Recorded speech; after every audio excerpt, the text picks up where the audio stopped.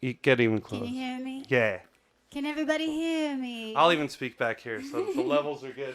Can Okay. everybody hear me? Oh my God, Madelyne, you're here. There in the back, pretending not to hear me. We gotta talk about that. We're also gonna. Oh my God, we're here with Madelyne. She brought some vodka. A special birthday shout out for Mr. Dedlie, since we're both Virgos with Libra tendencies. Well, I'm not making shots. I'm just doing like a little drink. Well, that's what I meant. Okay. You're just taking shots, is that right? Taking shots. Exactly. Oh, All that right. is so adorable. Yeah. Gotta keep it classy. He's awesome. I don't drink that much vodka. Well, now you When know. I do, I drink with Madelyne. Oh my. Well, this is a first for me too. It's French, isn't it? I guess so. Cheers. May every day Cheers. be your day. Can you hear me? Yeah. No, yeah, you're good. I'm just also loud. Ooh. That's good. Here we go. Okay. All right, Madelyne. All right, so we have this, Your gimmick. my gimmick.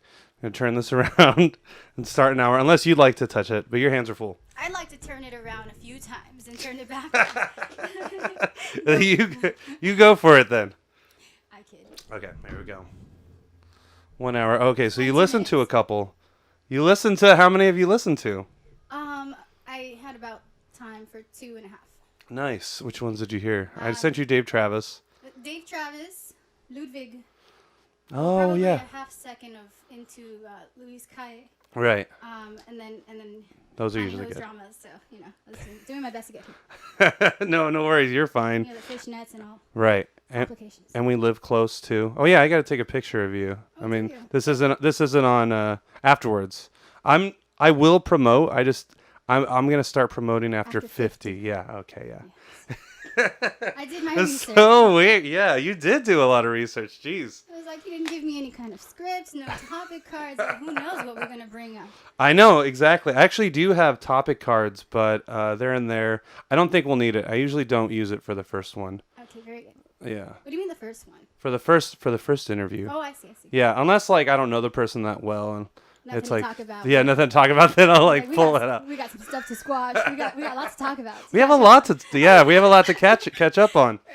Right. So, well, one, how are you doing? Very well. Thank you for asking. How's If I how's was the, any better, I'd have to charge. yeah. Well, where are you coming from? What have you been up to recently? Oh, better dreams. I have been up to my neck in work and music, and you know that's been the creative Yeah. process is just as important Oh, totally. as the performance aspect of it, and you know also mourning the loss of our great Cafe Nella. Yeah. I know. It's what a tragedy. Dave Travis. Dave Travis's Cafe the Nella. legendary Yeah, Dave for real. Travis's Cafe Nella, because it may still be some semblance of the Cafe Nella, but not Dave Travis's. Yeah. So No, we'll see. definitely. Well, what are they going to call it? Are they going to keep it? It's not going to be called Cafe Nella, I'm is not it? in the loop. I think you Oh, have to okay. ask one of the people in the in crowd, like Blake Dedlie. Right. Well, I know it's Permanent Records is taking over it. I don't know if they're going to be called Permanent Records West, Permanent Records East, Or have some sort of temporarily name. Permanent Records. Yeah, If somebody vetoes that, starts a petition, and gets it back to Cafe Nella. That would be very interesting. Imagine that. I'm a rabble rouser already. For reals. So I was going to ask you. Well, I saw yours cruelly not too long ago. Yes, you did. Thank you for being You there. guys came out from hiding. No, I love your music, Madelyne. I'm a huge fan.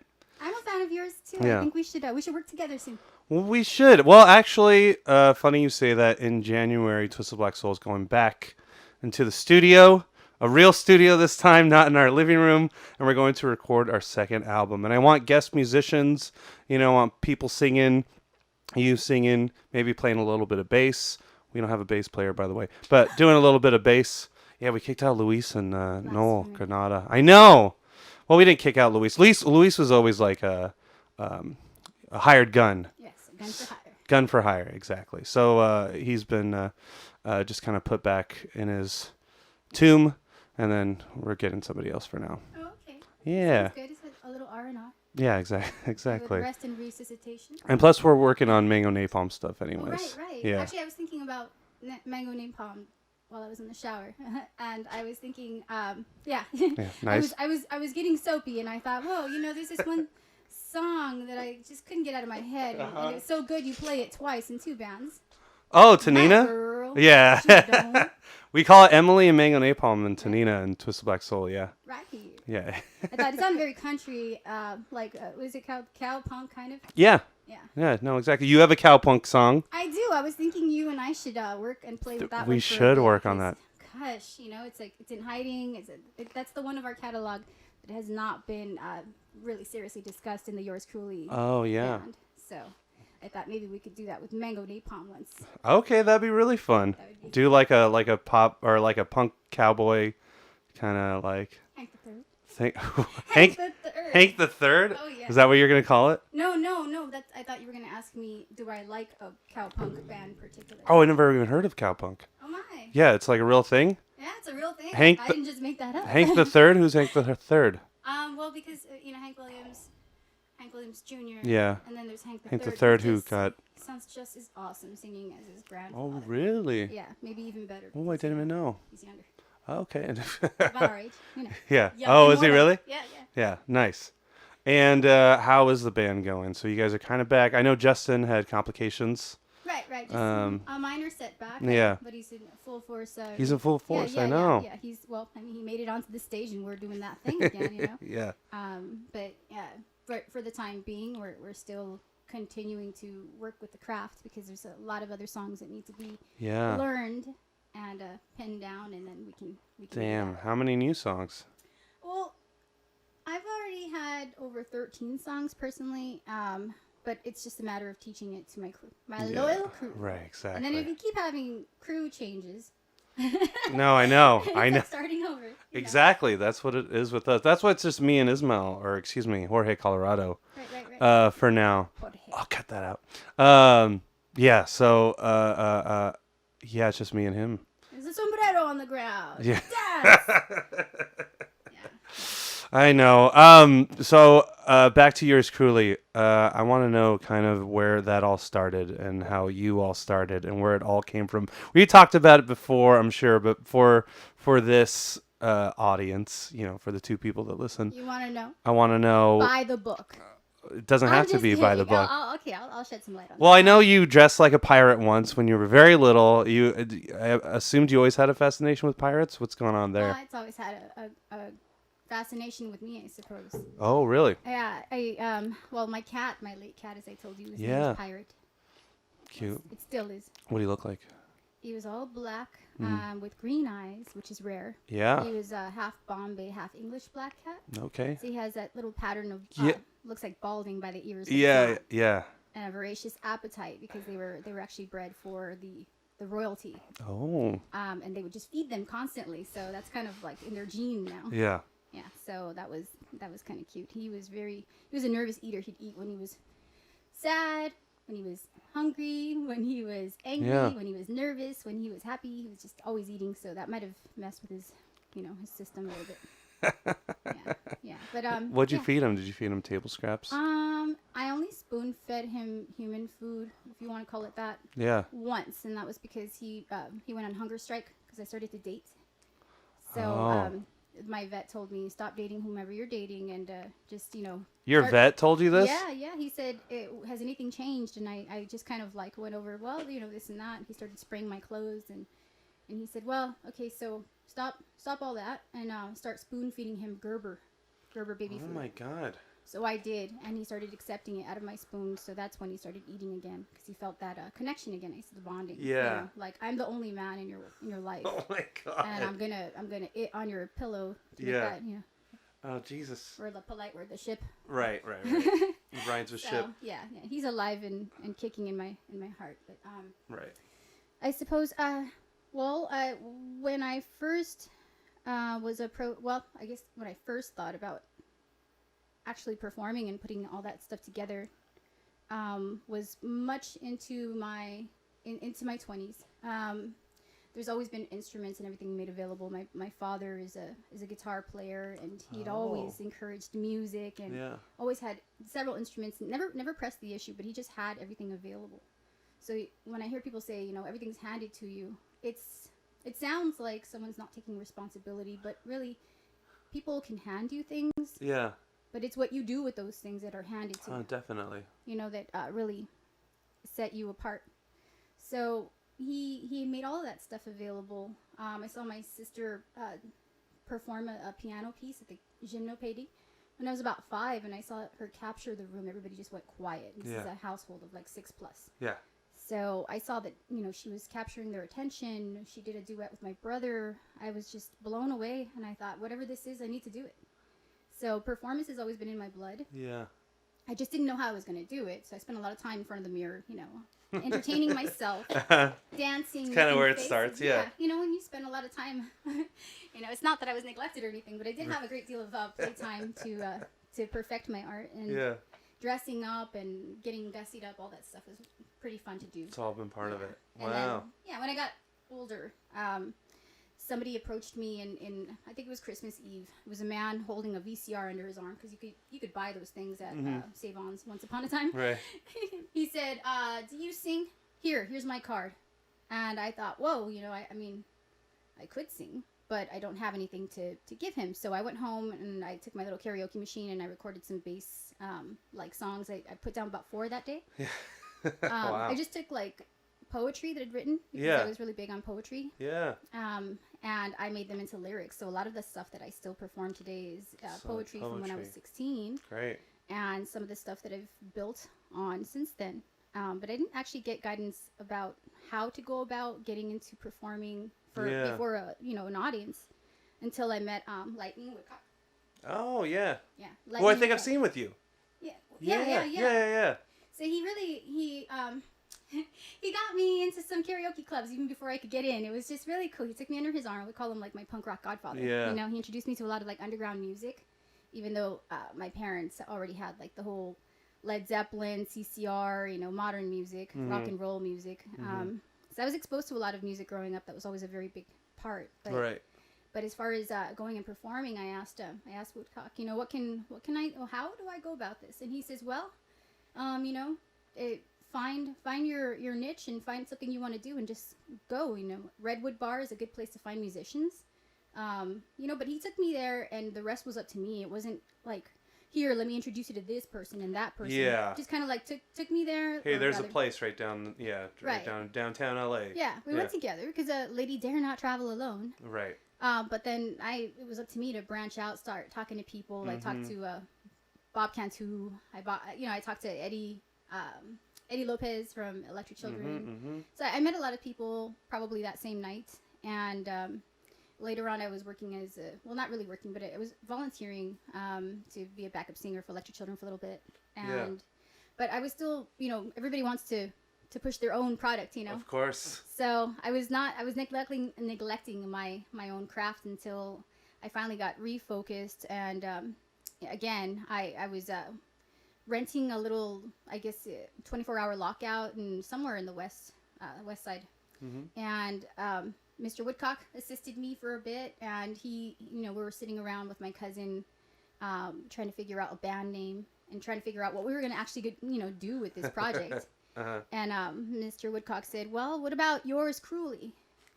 And I thought, that's perfect, you know, because I was thinking somewhere between Reckless and, you know, but Reckless ended up being a song. Yeah.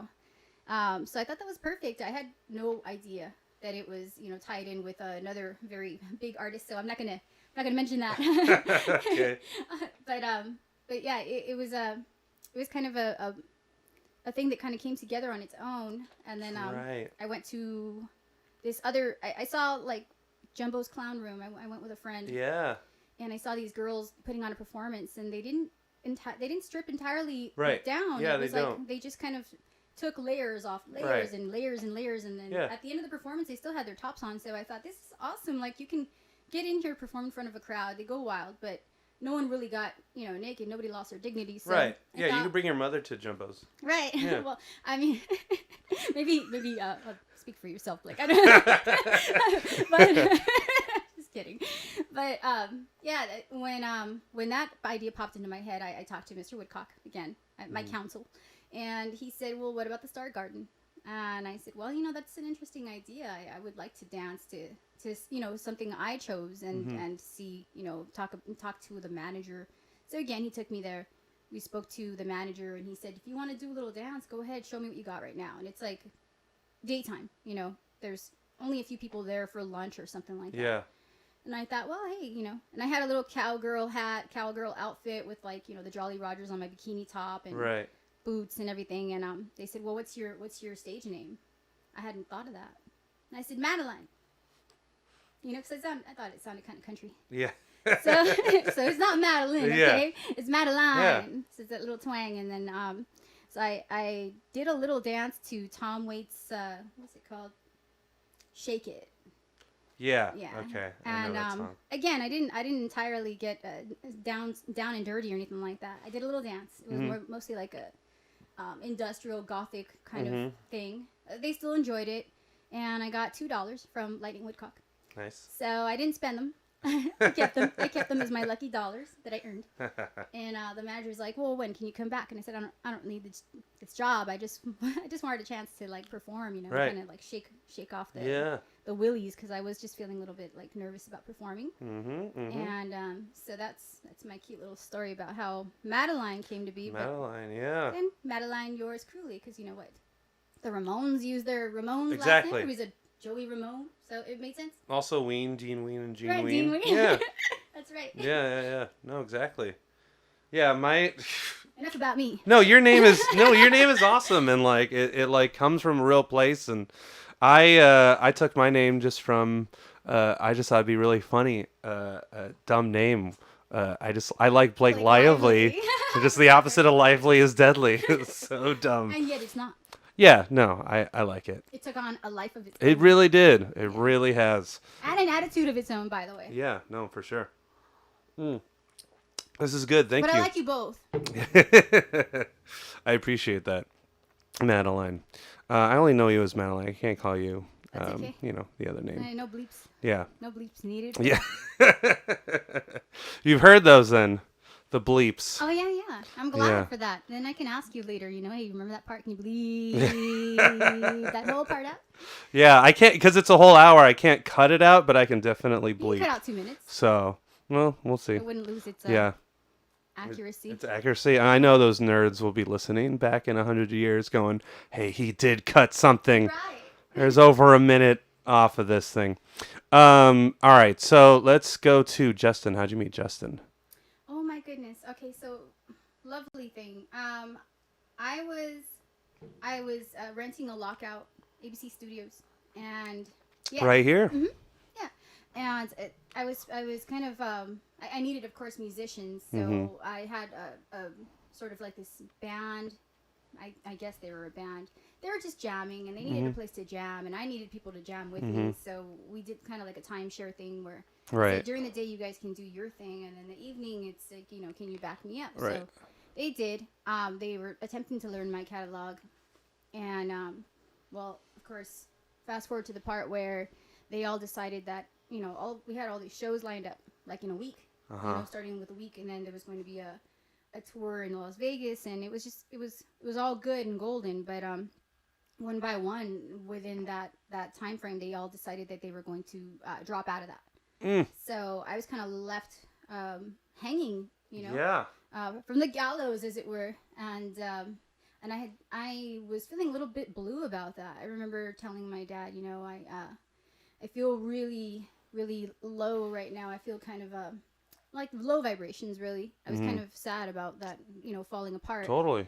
And I said, I got to get to the Viper Room because I got someplace to be, so, I was feeling low, but I got to get out there and go, So I said, I promised a friend, Princess Frank, that I would see him perform at the Viper Room. And so my dad, of course, being my number one supporter, he and my mom, well, my family in its entirety, but Yeah. he said, sure, wherever you need to go. So he took me to the Viper Room. I went there. I saw Princess Frank. I guess it was 2 songs into it, and I got to see most of his set. And at the end of it, I guess Princess Frank had a cold, so he said he was going to, duck out, and somebody else jumped off the stage, and this was Joey Maramba, from Ninja Academy, if you remember. He was like, well, who wants to do this? Time to party. And I was like, I'll join you. So we had a little talk. we had a little talk, and he was telling me about he's going to perform in a week at this place, and you know, if I wanted to help, you know, play with him, play along. And so I said sure. So we spent like I guess a weekend or a few days going over this music, and it was just awesome. It just like so it came together. And I told him, you know, I got into this lower vibration because I was kind of left hanging by this crew. So now what do I do? He says, oh, I know the perfect guitarist. He's perfect for you. Yeah. And I said, really? He goes, yeah. Well, so he sent him all the stuff, and then Justin said, yeah, let's meet. So we did. And he said, why is this not on the radio? Yeah. And I said, I have no idea. And he said, well, that's where I come in. So we started recording this stuff. He has this like amazing studio. Yeah. So Bombs Away. He has his own label. But it was just like magical. It all came together, and he learned my catalog in 1 week. God. Yeah. And thanks to Rula Calroy, she set up the meeting with Gene White from Wild Child. Mm-hmm. And he learned it in a week. I mean, it was just like incredible when you see dedicated and talented musicians, Yeah. you know, pull together, and they made it happen. We played at the Redwood, and it was just awesome. And the rest is history. Nice. Yeah. Oh, so the first show was at the Redwood. I believe it was. Yeah, I think it was. If Nice. it wasn't the, I mean, I've lost, you know, kind of track. But, Sure. But that's very fitting. The Redwood's very it's a pirate ship Yes. inside, so It's exactly. there you go. You guys right. set sail. Right, we did. Yeah. At the And Redwood one day Bar. I'll have my little flag up on the ceiling. Yeah. I'm just kidding.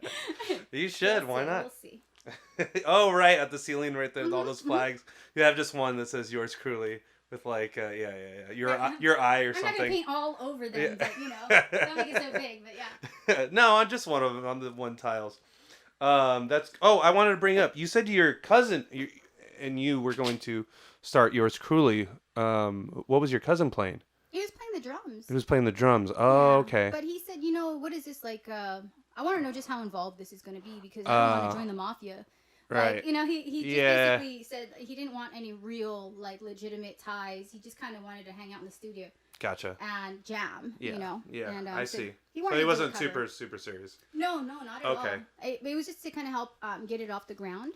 Wasn't your brother also kind of in the band? Oh yes, yeah. He kind of jumped on board. Again, Yeah. I have a lot of honorary lifetime members that jump in and out, you know. Yeah, I feel the same with Yeah. Twisted Black Soul. But I mean, they're all welcome back. Yeah. It's never been like I think No, exactly. in my eyes it hasn't been like a terrible like a mutiny where Right. Yeah, people get on and off the ship, and Yeah. then you keep. Yeah, you're still steering. Sully forth. Yeah, Right. exactly. No, I feel the same way with Twisted Black Soul. Like, even though we've kind of kicked out people, or people have gone off the ship, it's like, well, like, you know, you're off for now. If you want to come back, you can come back. But we're all still really good friends, and everything's all They're marooned temporarily. marooned temporarily. No, I think because we're all dead, they're just going back into their grave to chill Right. and do all that sort of stuff. Well, we have a different story for our band, but yeah. You So should have them on like one at a time. we do. We No, have I know. like we. I was like, what do you? That's like the first 10 episodes. And then when did you meet Guy? Guy, let's see. Well, that was through Justin. There was another. Well, you know, obviously Gene is very talented, very professional. Yeah. You get what you pay for, you know. Right. So it's very costly, and sometimes he's not available. But he is. Oh, yeah, he's he a is wild very child. Legitimate. Yeah, he Yeah. is. Wild as the wind, you know. And Right. sometimes he blows my way, and that's just perfect for us. Yeah. But you know. Sometimes you can't do it, so you're like, all right, we need someone He permanent. sells. I mean, you know, he plays the House of Blues, and they sell Mhm. out. You know, how can I compete with that at this time? You know, but one day. But so yeah, Justin said, you know, I know the perfect guy. Well, his name is Guy. He was right about that. And he did learn a lot of the songs that we needed for that next upcoming gig. Yeah. And it turns out they have worked together before, so this is why he felt comfortable, you know, having him on board. So that's kind of how we met. You know, Justin's the one who set that up. And set him up. Yeah. And then you guys were together. I feel like, because that was yours cruelly to me, Oh, was Justin and Guy and you. And then, like, I'd seen music videos with you guys, and then that's how I met y'all. doing with you three, and it seemed like that was the band for a while. Yeah, Right? I mean, again, off and on. I mean, so I guess guy, yeah. guy was off for a while, and then he was on again, and then he's Oh, off okay. again. So Yeah. it's like I said, it's one of those, you know, Yeah. they're honorary members, Yeah. and if they elect not to play, there's no forcing anyone. Right, It's just, right. you know, everybody has their personal things that they have No. to deal with. And then I joined. Yes. Yeah. Yes, I asked you to join. Yeah, you did. It was so much fun. It was like, That was again, fun. it took on a life of its own too. You know. Well, you were just like, hey, do you just want to play New Year's? I think that was the first time. And then you're like, Yeah. actually, do you want to play? Like, do you Yeah. like the music? I was like, Madelyne, I'm a huge fan. That was And a you're new like- year, and it really was. It was a new year, yeah. Some of the best times I've had, really, because it felt like a community. And I mean, I Yeah. got this like text from you about like how it felt like we're family, and I felt the same way too. Yeah. Of course, I didn't know that until when you sent me that text. You know what I mean? Like, I'm like, really? Yeah. I was touched. No, yeah. You were our cousin. Yeah. Because, like, yeah, I see Twisted Black Soul as one big family, and we're all extended families. And you definitely have the same kind of, I don't know, thing. You have a crew, and, you know, you're all going somewhere, and so were we. Yeah. So it just worked out. And then you're all about, yeah, the dressing up. We do that too. It's a stage performance. Theatrical. You're not just like some guy like on the stage or some woman on the stage just looking down at their guitar and playing. You know, there's a performance aspect to it. Oh, right. No, Yeah. I don't have to distract people from the fact that Exact- I'm not actually. I mean, I don't know my notes. I know that. No, but my finger goes there. It Sounds good. It's funny because I didn't even notice any. I mean, yeah, maybe because of your performance. I thought it was great. I thought the last show was really good. Thank you. Especially with you. I think Justin. I mean, with everything with Justin, usually he puts on a performance, but he's still great. You know, technically guitar wise, but yeah, he didn't put as much, but just because he can't. You know, I know that he would put out more if he had more energy, but not knocking the man. That's just where he's at. You know, with everything that went on, he's slowly coming back to health. So it's good to see him on stage, is what I'm saying. Yeah, absolutely. Yeah. It's also part of I think the new, everyone goes through the transitional period, Yeah. and he elected to be more of, like, as we call him, the Dark Lord Yeah. in the shadows. You know. Yeah. He really is a So, vampire too. He really, My yeah, God. he really is. Still going. He's immortal. He is. And he always, I mean, to me, he is. And I feel like, of course, you know, through our music, that's a sense of how we achieve that immortality. Yeah, You know, definitely. you come to think of listening to music now, like sometimes I heard Marilyn Monroe on a recording, and I thought, wow, I'm listening to the voice of a dead person. Is it like a ghost, you know? It's not really, but it is. Right. I mean, same thing as like the Walls, when they capture the sound of someone's wail, Yeah. and it expands and contracts, and maybe sometime later it expands, it releases that sound again. People really didn't know that's kind of how the whole tape recording thing, you know, began. It's just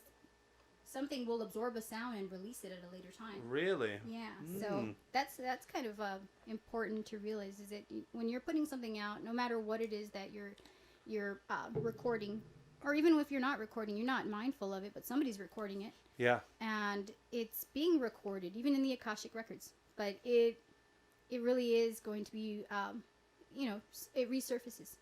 So like the first demo that we did with Yours Cruelly at Bombs Away Studios, Justin wanted to put us at ease by saying, you know, this is just a demo. It's just a demo. And I said, well, okay, good, because I repeated the lyrics on this, but the lyrics are not really right on that. Okay, and you know, I kind of messed up on this one, and we recorded that over like a 2-day period. Yeah. So the second day my voice was hoarse, and I said, you know, I'm kind of recovering from a cold too. And he said, well, this is just a demo. It's just a demo.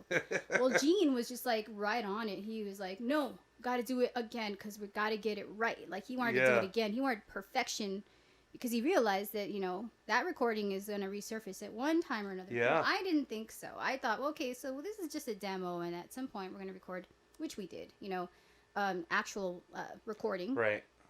which is now through Suicide King Records. King. Yeah, Ian Down, very talented, very, very business savvy gentleman. So basically that experience was fun. It was all fun, and then finally, you know, later on, Justin brings it up. He said, "Hey, how about we release some of those old recordings?" And I said, "But you told me it was a demo." And I guess it's just good, even if you think that it's kind of like pictures. I like those demos. Yeah, I like them too. Those are the demos you show me so I could learn the songs, and I'm like, sounds like quality stuff. Yeah. Oh yeah, and high energy. He says. Yeah. And I guess it depends on like the producer as far as what they want to hear emanating from there, because I remember there was this one song that didn't get quite released for like SoundCloud through Bombs Away Studios, and because we agreed that it kind of goes a little wild, and somebody said, it sounds like Japanime, like someone's kind of shrieking on this part, and I said, well, I okay. He said, can you kind of like make it a little more Amy Winehouse on this part? So there's two different versions of Reckless. Okay. And then I found a way to kind of like mesh the two on this last performance. Oh, good. Yeah, because I didn't want to, I didn't want to be accused of choosing one over the other. Right. I'm looking forward to. When is it coming out? Well, that I have to plead the fifth. Okay. I invoke the right to self-incrimination. No problem. And what is it? I respectfully decline to answer your question. I'm pulling a Martin Shkreli. Martin Shkreli, yeah, exactly. No, that's fine. I'm a fan, and so I can't wait to listen. Thanks. I have to ask Ian down before we have to have that conversation before I can officially set a release date. Right, of course. But it's in the works, of course. Well, looking forward to it. You should have like a big, album release party or whatever that is, and we'll be there. Maybe even play if you're willing to put on some freaks on stage. God, that's so fun. Do you want any more? Or are you good? I'm always good, and I always want more, but I get not necessarily. No worries. Yeah. Maybe exactly. It's good. Wet my whistle because it was a hard place to find. I mean, I found like 3 dead ends before I found. Oh yeah. Yeah. It's kind of a rough place. But I was like, oh, she knows the neighborhood. Maybe we'll. I was like, oh wow, here's a dead end. It's this private road. Should I keep going? Yeah. And then I turned around. Then I said, well, here's another dead end. Like, should I keep going? I mean, there's roads. They're not paved. Yeah. But I didn't know. I was like, well, kind of reminds you of somebody saying, yeah, you're a hillbilly because, you're way up in the hills. Not you necessarily, but I mean, that goes for like East LA too. There's like hills that you have to like streets to get up there. I know. You got a beautiful view. Thank you. Yeah. No, apparently there's a house down not too far from here that used to be like the homes for Hollywood starlets, and then they built like little cabins up here. This used to be a cabin for like Hollywood executives of like the 1930s and 40s. This was like their camping spot area, because this was all just it's still woods. We still have coyotes and other creatures. That explains the skylight, natural lighting. Yeah. Well, yeah, we have some big natural lighting. I don't know. It's nice. It's like we're always camping up here, and it's really quiet.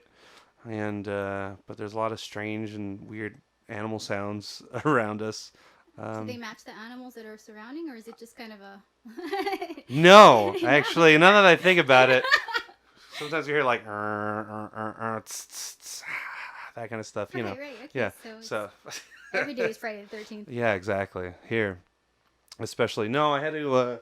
Well, never mind. That's a different story. Well, maybe you should stop invoking like the Dark Lords there, the gods of the old gods. I know. I see you've got a little candle going. I have a couple candles going. Actually, I always do a little ritual for the podcast. I have to. I'm glad that you can admit it.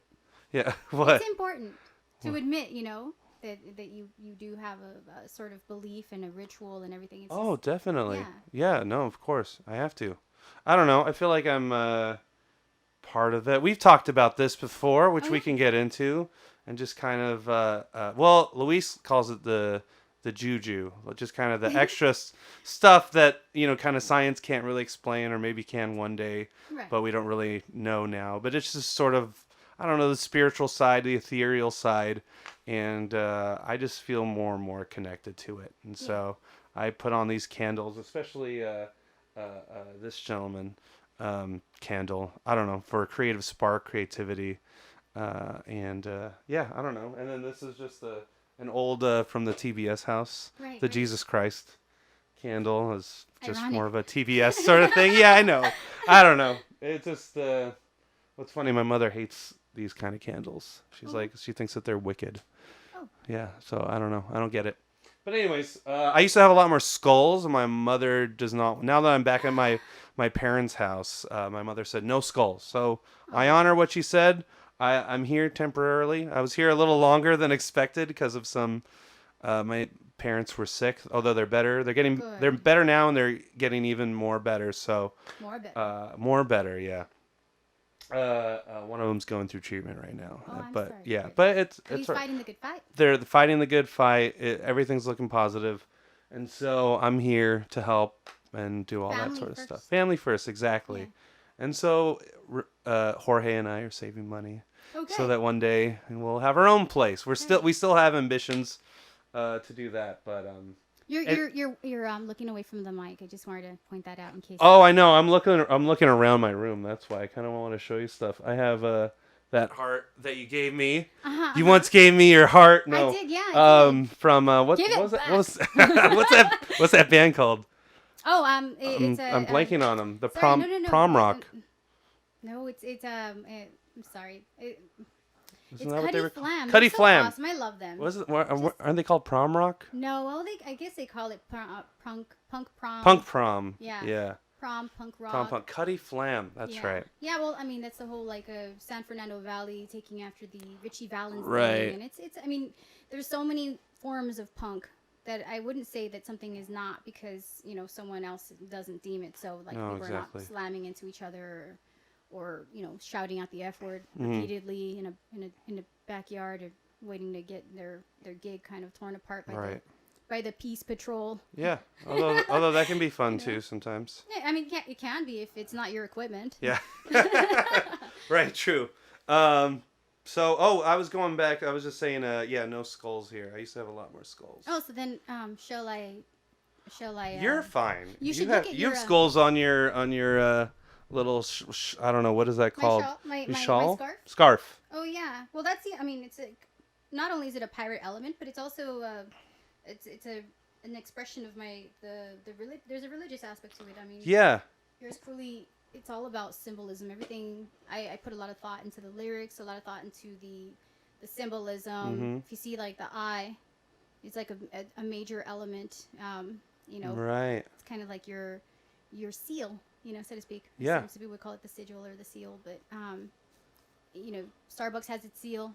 Yeah. Everyone has their seal. There's the eye, the ever-watching eye on the dollar bill. Mm-hmm. So it's all tied into there, and a lot of people ask me why do you bring up craft, crafting, when it's a pirate band, and I said, well, it's all tied into that. You visit the island of Tortuga, or you visit Haiti, or you visit all these different places, and you realize just how much you have in common with everyone that you might think that you don't have in common with. There's just a religion, spirituality, everything is tied into life and death and rebirth, and it's the same thing with the bands. You feel like it kind of dies down for a while, and then there's a period of recollection, rebuilding, rebirth. Mm-hmm. So I always keep that in mind. And I was going to tell you, if you haven't opened your gift. I haven't. I was waiting. I should open. Should I open it now? Oh, I don't know. Now that you've told me, some things are not allowed in here. Really? Oh, shoot. Oh, interesting. Well, I can always hide. Oh my God! Get out of here! You gotta pull it. You gotta pull the little battery thing, and then switch it. And then it works. You got me. All right. For the listeners, I have a black, sparkly. Skull. Yeah, with LED lights. With LED lights. Yeah, wow, this is amazing. Or lights for eyes. If you pull the tab, you really like to get the effect of the eyes. Let me pull it up. There we go. Oh, shoot. This is rad.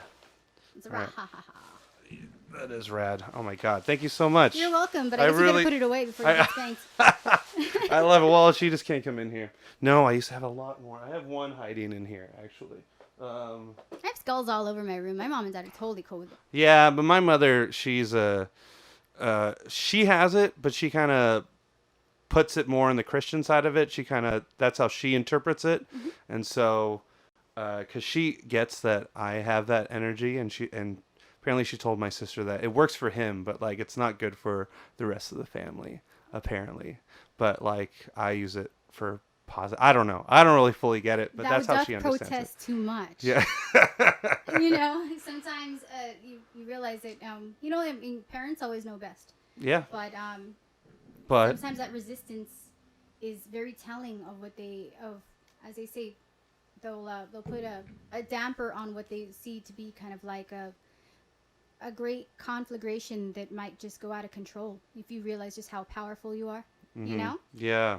So I had a lot of my magical tools confiscated from me at age 11 or 12 Really? because I left a candle unattended. But it didn't like it was not a fire that brought attention. It was just a smell of fire. You know, where there's fire, there's a smell of smoke. There's fire. Right. So I got this sort of a speech about, you know, people that like to craft to go to hell and that sort of thing. I said, can I get a ride? You know? Because, I mean, it What do you think I'm doing here, Mom? I mean, you find out that there's a lot of things tied into all of that. And resistance is futile when you finally figure out that this is what your strength is. Right. It all makes sense. Why did they take it away from me? Because they knew I wasn't ready to find out just how powerful the mind is, you know, and the spoken word. You know? No, definitely. Yeah, so I'm assuming you're still practicing and... I practice my bass a lot. I mean, it's part of the process. Do you mind talking about it? What you bass do? Oh, no, I mean, just your religious sort of... going back to the religious stuff. Oh, it's all part of it. When you said bass, I was thinking B-A-S-E. I never... Not like B-A-S-S. No, I was just teasing you. I was jumping off course just for laughs. No, I mean, if you think about the music conductor, and he's waving a wand around, and he's able to create like a sound. Yeah.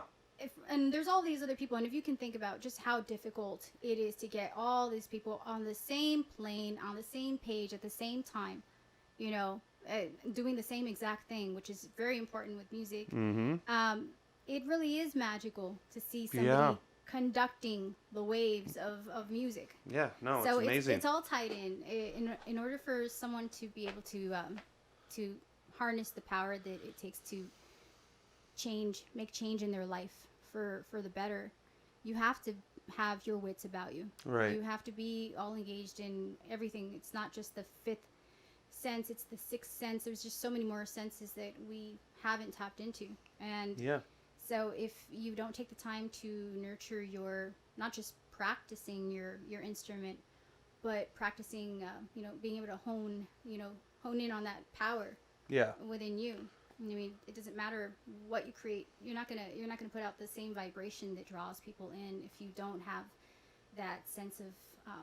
You have to assert yourself, you know. And most people will neglect their spiritual self. Yeah. And then that's when I would say, you know, the blues kick in. People get depressed and they feel a little bit lost, and it's true. They lose direction and they think that, what am I doing? Why am I doing this music? And, you know, they forget to address there's more facets to your life. It's not just music. It's not just sex, drugs, and rock and roll. Yeah. That you've got family that you have to balance. It's a very fragile family dynamic. You have to balance out family time, nurturing yourself, loving yourself raw. You know, the spirituality, it's essential. Yeah. To to delivering what you've been working on. You know. No, definitely. I had a friend. Am I loud enough? Can you hear me? I hope so. I'm actually stepping back, so in case you aren't, I'll raise it, you know, all together so that I'm still learning. That's why I like after 50, I think I'll have figured this out. So I'll come back and give you a. Please, no, I want people to come back. So. And you live? Do you still live? I just assumed. Yeah, you still live in Mount Washington. Okay, Mount great. Washington, yeah, we're neighbors. So my little temple, my Cruelly Cove. Yeah, and now we know. It really is decked out like a. Oh yeah. Like a pirate lair. Oh, nice. You know, along with the skulls and the flags and the gold strung about and fish netting. And... I've never seen your room, but I've been to your place. But that's cool. I can only imagine. Yeah, I can only imagine. No, I was gonna say. I have a friend who. he grew up Mormon and completely like didn't believe in any of that when he was 14. Didn't get to leave until he was 17. Moved to LA. Did a bunch of heroin with some Throw that in there. some famous bands that I won't. You mean he was bonding? He was bonding with some bands. Got out of that totally sober and everything now, and then but was unhappy and was just doing some creative stuff, but was still unhappy until finally found that church in Los Feliz, where it was kind of like maybe non-denominational. Kind of. Oh no, isn't House a Church of Fun like a venue? Yes. Yeah, right. I didn't know which church you were talking about. No, there's some church that like it's non-denominational, but it's kind of a spiritual center or whatever. Mm-hmm. And that's what he realized he needed. Like he was so against Mormonism, it left such a bad taste in his mouth. He was atheist for a long time, and he was really found out in the end. He was really craving that spiritual side that he wasn't cultivating. He's a lot happier now. Right. And you'll notice that even if you're not performing, as long as you're continuing to cultivate that spiritual side of yourself, it's just as fulfilling. Right. You know, a lot of people will depend on outside validation. They depend on a crowd showing up. They depend on likes, and they depend on everyone else acknowledging who they are at any given time. Mm-hmm. You know, and if someone isn't concentrating or focused on that, they don't recognize them right away. Mm-hmm. It's very, I guess it's defeating for that person. You know, and I became very comfortable with the fact that, you know, I'm not always going to look the way that I look. I'm not always going to play the way that I play. I might play better, you know, but I might improve. Yeah. But you know, and my looks might improve too. You know, this is technology. Right. You know, Right. and all these filters and everything. But I mean, we are living in as they say, in the matrix. You know. We are. Every time there's a glitch in the matrix, well, that's all I call it. You know, it's just a glitch in the matrix. You know. And in a sense, you know, you have your filters there too. Yeah. Somebody else is perceiving you through their experiences, through their ability to perceive based on whatever their experiences and whatever they've endured, and that's how they're going to see you, filtered through their experience and their perception of things. So I might have repeated myself, but the point is, no, I hear you. As long as you have a sense of self, and regardless of whether you go into hiding for a great deal of time, it can be just as fulfilling as being in front of a stage of people applauding. Yeah. Oh, yeah, definitely. Yeah, I realized that early on. I think I wasn't about... Try not to... I mean, I love that, going up on stage and having an audience applauding, but it's like... that could very much be like a drug. Right. Yeah, and that can be abused, and you want, and then you go to more shows and no one's there, and like... You know, I try not to let that affect me, or it doesn't affect me as much as it used to in the past. I'd have nobody come just be like, "Oh God, it sucks so much."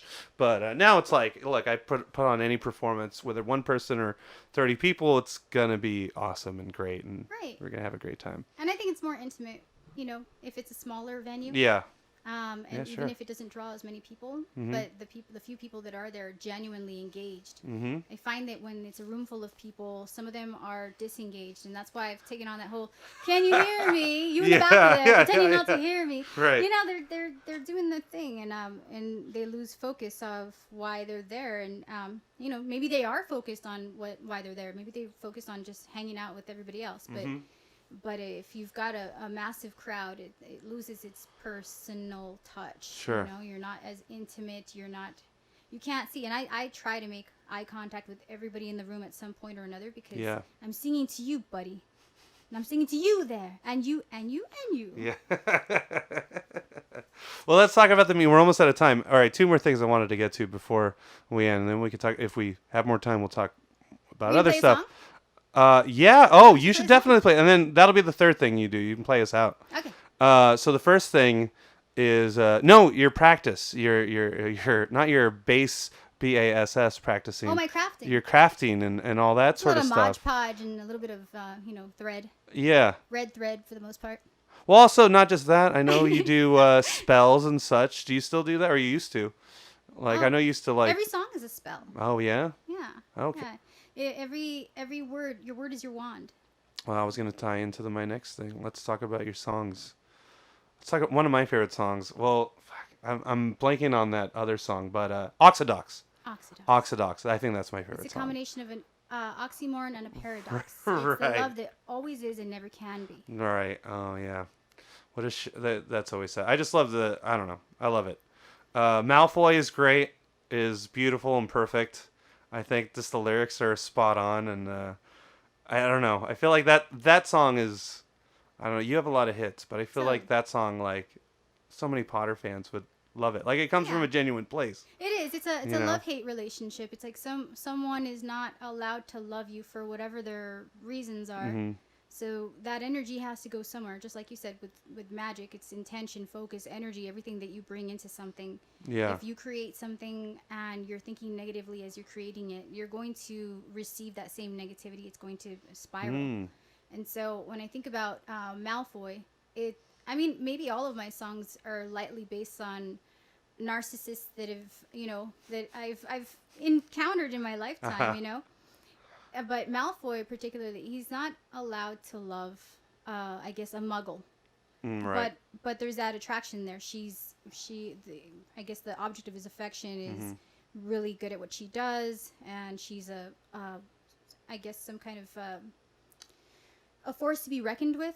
Yeah. And yet he can't dismiss her, and he can't get over it, and he can never execute whatever his feelings are. So what can he do? I mean, you take that like aggression, and it's still like they say, love me or hate me. It's still obsession. Right.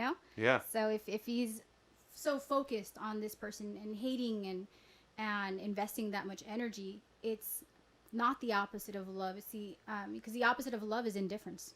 Mm-hmm. So whenever somebody feels that surge of energy because of something, there's an unresolved issue with love there, an underlying residual. And then, before we run out, one more song. That is usually, I think ever since I saw you guys perform last, it's been in my head, definitely for that week after, but then like maybe, and then kind of just like here and there, is Cookie Monster. Oh, right. I still hear it in my head. I love that song too. I mean, yeah, I'm a fan, like I said, of your music, but like, especially getting to play, like I really got to know the songs too, know the nuances of it, and how like, kind of, it doesn't seem, I don't know, they're a lot more complicated than they appear to be. The songs and the song structure and the way you go, the time scale, how things change. I wasn't formally trained. That's why. Yeah, no. Yeah. Hey, same here, exactly. So, but we have this idea of music that is, I don't know. That's why it's magical. Like, because music is magic. You don't necessarily have to have been trained in order to create. Right. So, no, I love it, and I think that's what I love about music more now is that the more I play, the more I learn. Like, especially playing with Mike V. I learn a lot from him. He's like, oh, if you go from this scale to this other scale, it matches. And I don't know. I find all that stuff fascinating. I'm like, whoa. My eyes turn blows spirals, my mind. Yeah. Excuse me? Yeah, exactly. And then it'd be like, do a solo there. Like, but do it in A.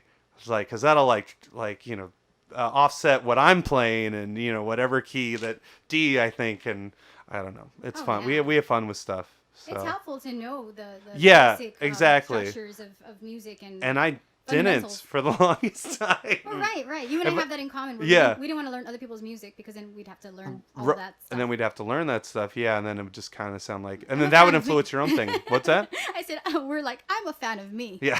We don't go by those rules. Yeah, exactly. My ear is my counsel and my guide. Right, exactly. Right. Also, I don't know. I'm lucky too because I sometimes just hear songs in my head, so it's like, okay, this is what I think is being heard. Let's try this in this key. So, all right, why don't you play us a song? I have it here. You go. You're gonna play on here? Sure. I'll give it a shot. I think this is tuned. Let me tune it. Oh yes. What else? Of course, to be fair, the piano that I learned all of my music on was out of tune for the first 15 years of my life. Is that true? Yeah, it was a Wurlitzer, and it was being wheeled into our house, and it took a tumble on a steep street. You remember our street? Yeah. Tumbled about 3 houses down. No way. Yeah, and they never got a tuner to come in and fix that. So I learned a lot of songs by ear in the wrong key. So I've become a master of adapting to. Yeah. Oh my God. Do you plan on getting another cat? I'm sorry to hear about No, your not cat. at all. No, I mean, I'm a one man woman, one cat woman. I mean, that's it. You're One, a cat it's a comet. You know, it's like you can never repeat the experience. Oh, wow. Yeah, I wouldn't want to resent the next cat for not being exactly what he was Interesting. and what he meant to me. Right. What he still means to me. Get a female cat then. It was totally different. no, Okay. no, because it would still be a cat that isn't him. Right. Yeah. What about well, I plan on getting my parents a dog and a cat. I think that would be cute. Well, that would be a whole different thing. But I wasn't. I mean, I'm not. Not to say that I'm not a animal lover, but I wasn't looking for. It just kind of landed in my. It found you. Yeah, He found you. I got him in lieu of a quinceañera. Really? Yeah, I told my dad, can I have him? I just, he was offered to me, and can I keep him? And he says, well, it's either that or a quinceañera. And I said, well, I mean, this one's gonna last longer, obviously, than one night, So I went with Pirate, and I enjoyed him for the next 16 years, and we had a pact about being buried together, so he really lasted as long as he could. And finally, I told him, we don't have to keep that pact. It's okay for you to go if you have to. And I guess he had to. So I've made peace with that, but it still makes me a little sentimental close to my birthday. Yeah. Oh, when did he pass on? July 23rd, like when Amy Winehouse. What? Yeah. Wait, here? Like this year? No, I mean? no. Oh. It's been a while, 2012. Oh, okay, but But he made an appearance. I mean, he was not social, so he always made an appearance for my birthday, even if you can hear like humans really? making a big, spectacle, and he would avoid everything except when it was time for them to sing to me. He'd come out. He knew. So I miss him. What are you doing for your birthday? I'm spending time with my family. I really, those are my number one supporters. Right. I used to like to do theme parties and that sort of thing. Yeah. But worrying about whether or not all the other people are going to show up when the main crew, the cast and crew are there, kind of became a. Right. See. Okay, so this is Gothic Cowboy. Nice. And I'd like for you to help me play this someday. Oh yeah, definitely.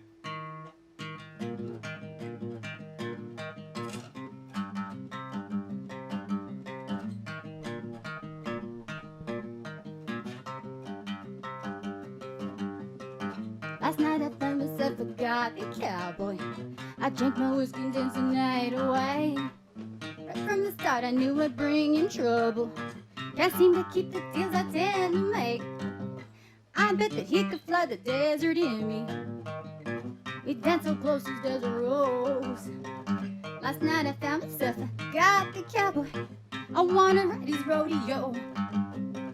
From every jet, saloon and joint and palace, they gather around each night from wall to wall. And though there's amazing to you, oh, be careless. Can't choose just one, I must collect them all. Just like true love, I climbed into his pickup. I let him park in my garage. For 60 seconds I could see the city trailing behind me as I'm riding away. Bet I could settle down and raise a family, but shoveling horses just ain't my forte. I bet that he could fly the desert in me. We danced so close as desert rose. Last night I found myself a Gothic cowboy. I got to ride his rodeo, rodeo.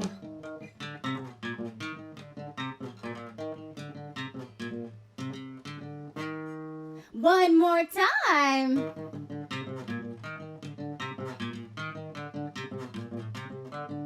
Yeehaw. Thank you. That was awesome. Thank you very much, Madelyne. We still have a little bit of more time. My daddy said, it's a good song. You should sell it to somebody who can sing. I said, what's wrong with me? He's like, well, just call up Shania or something. I think it's great. Yeah, that is a good song. Have you ever thought about selling your music? I haven't. That's why I'm like wondering. What are your thoughts? What are your thoughts on that? No, I wouldn't sell it. Yeah, me neither. Except for maybe some off yours cruelly project type songs that I've done. Like I wrote one for my wedding. I probably sell that one. I wrote one for another occasion. I probably those are the few that I would not incorporate because it's just not. Yeah.